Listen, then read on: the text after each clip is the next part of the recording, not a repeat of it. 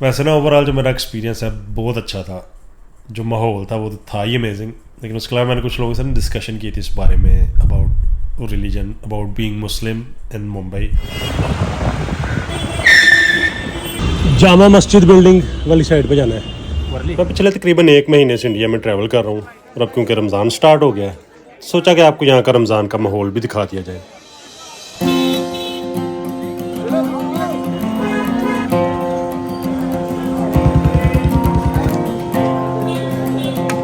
अगर आप मुंबई में और आपने इफ्तारी करनी है, Mohammed Ali road is the best place.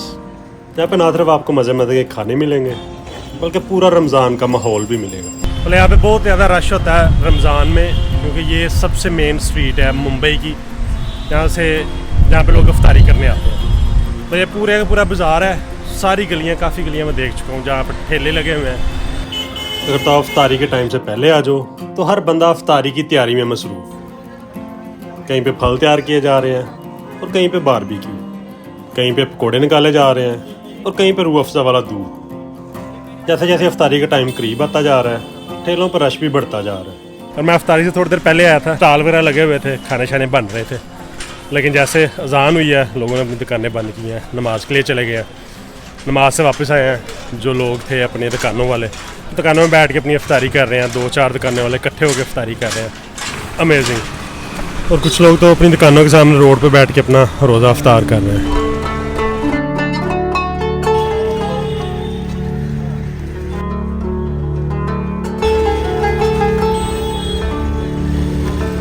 अच्छा, जिस बंदे ने मुझे इन्फॉर्मेशन दी थी ना इस बाज़ार की, उसमें ये कहा था कि यहाँ पे ना इफ्तारी के बाद जाने का फ़ायदा है। मैं इफ्तारी से पहले आ गया था थोड़ा यहाँ का माहौल देखने के लिए, तो लिटरली इफ्तारी से पहले और बाद में इतना फ़र्क है। पहले थोड़ी सुनसान गलियाँ लग रही थी और मुझे लगता था कि यार लोग किधर गए, कि बड़ा मशहूर ये इलाका बताया जाता है तो लोग तो है नहीं। लेकिन अभी इफ्तारी हुई है, अब यहाँ पर रौनक लगी है हर तरफ।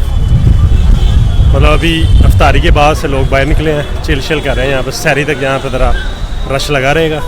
बताया जा रहा है कि सहरी के बाद सहरी करके लोग सो जाते हैं और फिर 2, 3, 4 बजे फिर उठते हैं आराम से। रमज़ान में ये माहौल है इस एरिए का। मिल्क शेक है भैया, मिल्क शेक मैंगो वाला दे दें। अच्छा ये जी कसाई मुल्ला मस्जिद, माशाल्लाह इंतहाई खूबसूरत। इस एरिया में अब तक जो मैंने जितनी मसाजिद देखी है ना, ये मुझे सबसे प्यारी लगी है। अस्सलाम वालेकुम। आप इसी एरिया से हैं? अच्छा, कितनी की वैसे तादाद है यहाँ मुस्लिम्स की? इस एरिया में कितनी तादाद है मुस्लिम की? बहुत है। अच्छा, पीछे मोहम्मद अली रोड का जो ब्रिज है ना वो ये है, और इस ब्रिज के साथ ना सारी मार्केटें लगी हुई हैं। जितना लंबा ये रोड है जहाँ से मैं चला हूँ 2-3 किलोमीटर तो हो गए होंगे। कपड़े बेच रहे हैं, जूतियाँ बेच रहे हैं, परफ्यूम्स, बैग्स वगैरह बहुत कुछ। और ये अब सारा रमज़ान ऐसी मार्केट चलनी है और ये सारी रात चलती है। दिन के टाइम लोग सोते हैं, रात की शॉपिंग करते हैं। तो इसी तरह पूरा रमज़ान बताया जा रहा है कि यहाँ पे ऐसे ही रौनक होती है। अमेजिंग। बहुत मज़े का खाना था। कभी कभी ना आपका पेट भर जाता है, आपकी नीयत नहीं भरती। आज वो हिसाब था मेरा, पेट मेरा भर गया था लेकिन मैं खाता रहा हूँ। बल्कि उसके बाद मैंने फिरनी मंगवाई है, फिरनी भी खाई है। उसके बाद मैंने बड़ी मुश्किल से अब होटल में पहुँचा हूँ। वैसे ना ओवरऑल जो मेरा एक्सपीरियंस है बहुत अच्छा था। जो माहौल था वो तो था ही अमेजिंग, लेकिन उसके अलावा मैंने कुछ लोगों से डिस्कशन की थी इस बारे में अबाउट रिलीजन, अबाउट बीइंग मुस्लिम इन मुंबई। तो जो मेरी इन्फॉर्मेशन है, जो मुझे लोगों ने बताया ना, वो यही है कि किसी को यहाँ पे फ़र्क नहीं पड़ता। और जो मुस्लिम और हिंदू है ना, वो इकट्ठे ही रहते हैं, इकट्ठा काम करते हैं, इकट्ठा खाते पीते हैं। बिल्कुल चिल माहौल है, किसी किस्म का कोई इशू नहीं है।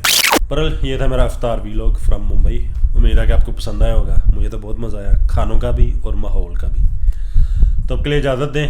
Thanks for watching and wait for my next video.